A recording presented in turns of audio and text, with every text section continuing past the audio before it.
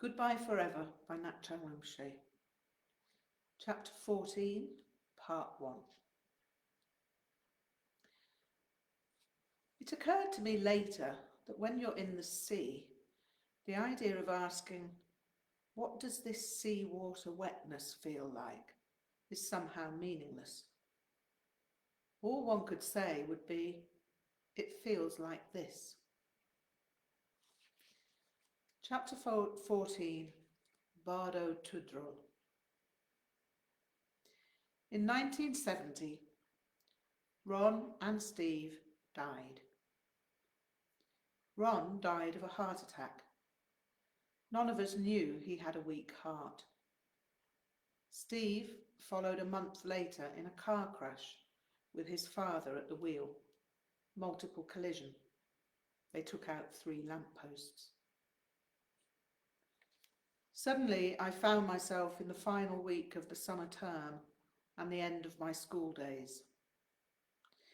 There was a coach trip, the last event of the year. We went somewhere for some purpose which now entirely eludes me. At that time, I was complicit in life eluding me. I'd ingested a massive dose of LSD, leaden sadness and despair. I drifted in a marginal zone, mortality jagged by loss. Death hung over me. It seemed impossible not to want death hanging over me. The deaths of Ron and Steve were incomprehensible. Sometimes I'd wake up in the morning and it was as if Ron and Steve were still alive. Then I'd go through another bereavement as reality descended on me, as a gargantuan Jurassic winged reptile. The Savage Cabbage Blues Band was a memory. Lindy Dale was a memory. She'd been there every day at school, but her presence merely served to remind me that she wasn't available beyond the school precincts. We talked, we were friends, we still had everything in common we'd always had in common, but she was terminally unavailable in any other way than pseudo-platonic friendship. Romance was still there. We still sparkled at each other, doomed to torture ourselves with what couldn't be. We were living in a world where parents held the trump cards, and the fact that I'd broken free merely made me an isolated anomaly. What kind of freedom is freedom owned in isolation? Apart from long hair and liberty to dress as I pleased, I was as free as the other captives, at least as far as ladies of my own age were concerned. It was like renting a room in a prison where I was free to leave, but only if I left everyone else behind.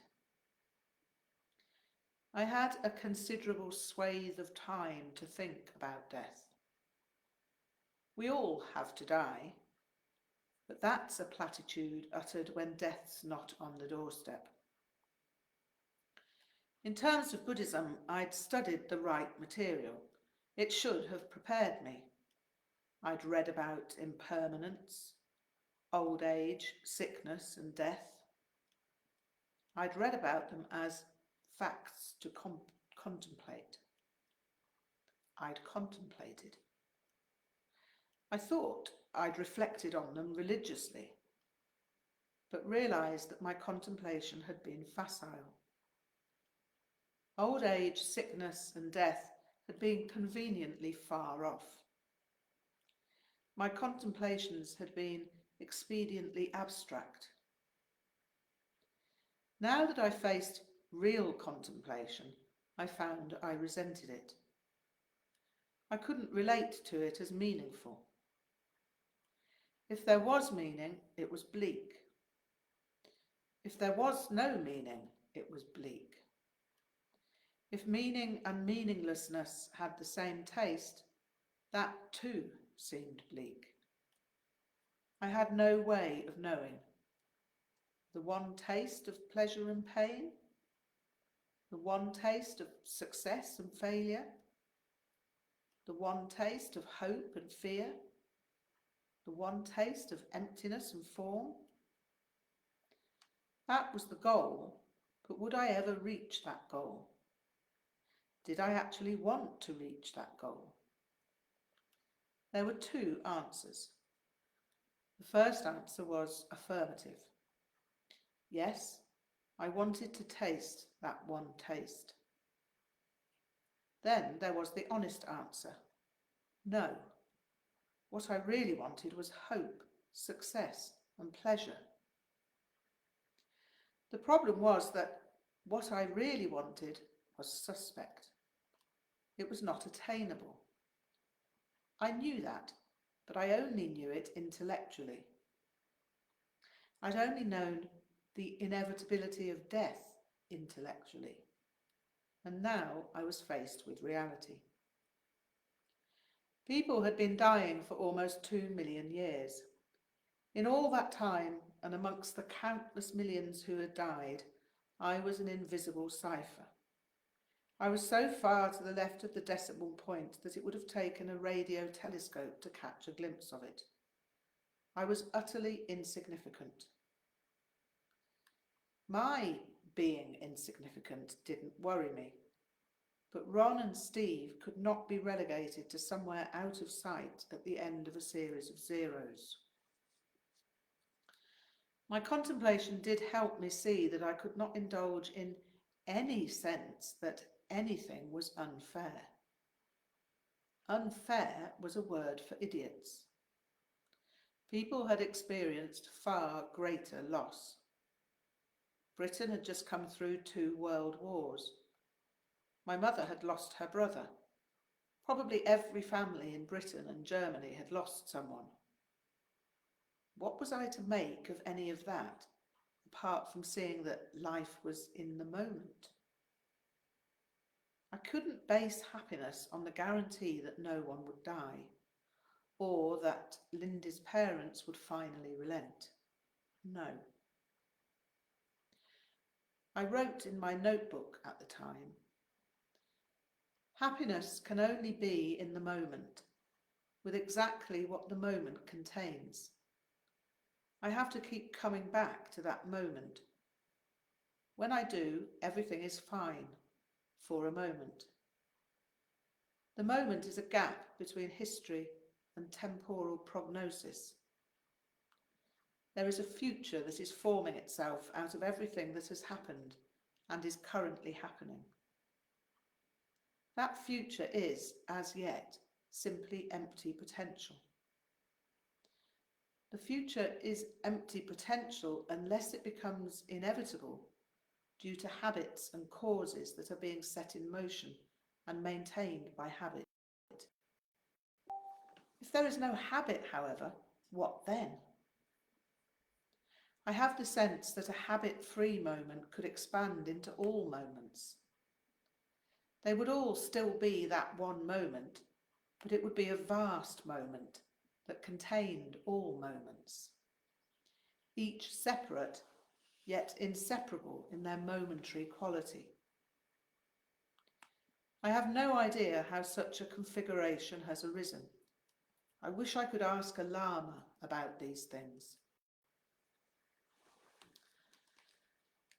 I decided that the answer must lie in the Bardo Tudrol, the Tibetan Book of the Dead, and so I opened it and read. I continued to read until the end, but was none the wiser. The problem was that Evans Vence, despite his fascination with Vajrayana, remained a theosophist. Theosophy is largely based on Hinduism, so his presentation of the Bardo Tudrol was somewhat skewed.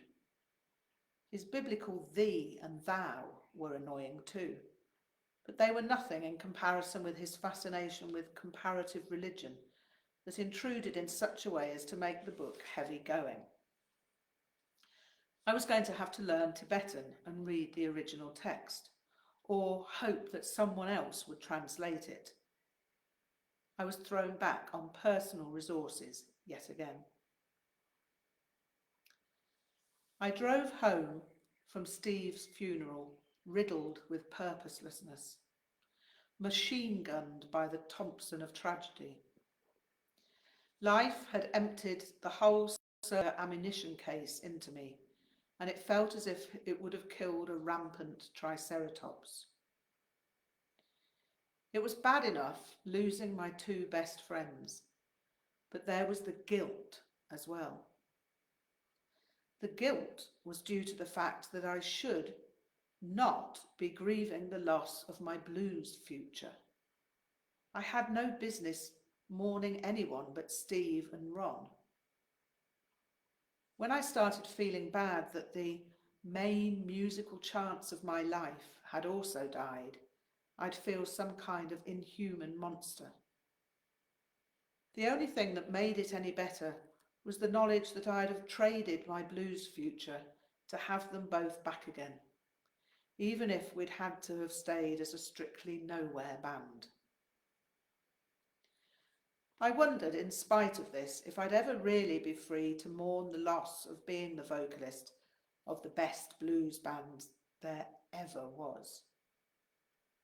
Savage Cabbage was now the best blues band there never was. Then there was the loss of Lindy. Somehow Savage Cabbage had cushioned me. There'd been pleasure in my life, great pleasure, and I could forget about Lindy on stage. I could forget about Lindy in rehearsals. I could forget about Lindy when wrapped in musical discussion with Ron and Steve. I could forget about Lindy when I sat in silence and let go of thought. But Lindy was there, in being not there in almost every other moment. And now there was nothing at all, other than the promise of art school in mid-September. I knew I should be grateful for that. I had to keep reminding myself, however, that I should be grateful, because there wasn't really nothing at all. It just felt like that. I was a failure as a bluesman. I was a failure as a Buddhist. Only rarely did the slightest of grins cross my face, and that was when I considered the fact that I'd been born in Westphalia, and therefore failure should be no surprise to me. I got home from the funeral in the twilight and parked my motorcycle at the bottom of Woodsfield Lane. I sat on that glorious chopped 500 BSA, leaning back on the sissy bars, staring into the indeterminate dusk. I'd not decided I didn't want to go home, but the feeling had settled on me just as I turned into the lane. I would have preferred to have kept riding. I could have ridden down to Cadgwith or anywhere just in order not to deal with anything but the open road. I didn't want to have to talk to anyone or answer anyone's questions. I didn't want to do anything or plan anything or exist any more than was absolutely necessary. Motorcycle riding was perfect for that because it gave me an occupation. It demanded attention, but nothing else. Sitting in the dark was better than arriving at home, but it didn't last long. My father suddenly made his turn into Woodsfield Lane and his headlights were full on me. He knew where I'd been. He parked and came over to me. He asked me if I was all right, and I said, "Yes, Dad, I'm fine." But there were tears running down my face. That's why going home was something I didn't want to do. It was easier somehow to sit in the dark. "Come home when you can, Victor." I nodded. He left me there, got in his car and drove the remaining 200 yards. I saw him reverse into the drive. The lights went out. I knew I'd have to go home sooner rather than later. Dragging it out wouldn't help. It actually made me smile to think of my father being so sensitive concerning the death of Steve. In previous times, he would have barked at me for sitting at the side of the road in the dark. But since the hair debacle of '68, all that had changed. It suddenly occurred to me that it wouldn't be generous of me to sit there more than 5 minutes, as he and my mother might be worried. I dismounted, towed up the stand, kick-started, and puttered quietly up the road. My father had left the gates open. I noted it with gratitude. I walked into the house and smiled at them, just to let them know I was all right. My mother told me that we were having Welsh rarebit for dinner, and I smiled at her. That will be perfect. I'll just go up and change. When I came down, the television was on, as usual, so I sat down to watch with Graham. I don't remember what programme was showing. I didn't look at it. I simply used it as a means of remaining silent. The table had already been laid, so there was nothing for me to do in any case. By the time I was called to dinner, everything was more or less fine. No one asked anything of me, and my mother and father did what they always did, talked about his day at work. The following day, they both told me of those they'd lost in World War II, and told me they knew how I felt. I thanked them and meant it, and spent some time dwelling on the fact that bereavement was a universal experience, like Donovan's Universal Soldier, and its orders came from far away no more.